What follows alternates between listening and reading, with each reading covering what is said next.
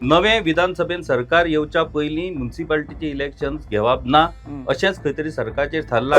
पण सरकारान जो टाइम पण चूज पळय केला, सरकार बेजबाबदार वागला, इरिस्पॉन्सिबल।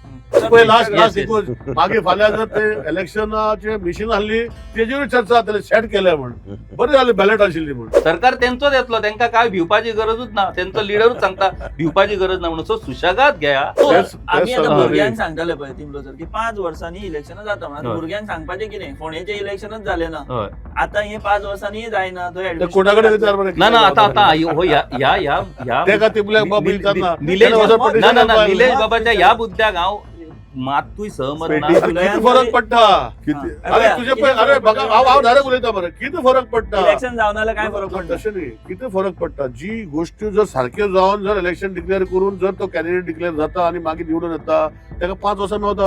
इलेक्शन एक म्हणजे वर्स पळय घेता ती कॅन्डिडेटा खातीर घेनात, इलेक्शन घेता ती वोटरां लोकशाही आणि लोकां खातीर जितली घेता ती। आता जरी तर स्टेट इलेक्शन कमिशन फाटलो रोल घेऊन जर सगळे प्रोसेस चालू केल्लो, हेच लोक विचारपाचे, हे वोटरूच ना मरे हांगा, हे सगळे डिलीट जाले आणि आता कोणाक मतां मारपाचे हेडे। तुमचे सरकार काल येवं ना, 14 वर्सां जाली। 14 वर्सां प्रभू रामान वनवास केल्लो, 14 वर्सान सोंपलेलो हो वनवास। आता आमकां गोंयकारांक कितली वर्सां आनी सोंसचो पडटलो तो पळोवया। कितलो अभ्यास करता पळय बीजेपीचे आमदार, फुडले विचार करतात, सगळे विचार जाता। हांव पळय तुझी म्हजी असेंब्ली, हांव 14 वर्सां आमदार आसा, तितून भितर एक 4-5 वर्सां मिनिस्टर आशिल्लो।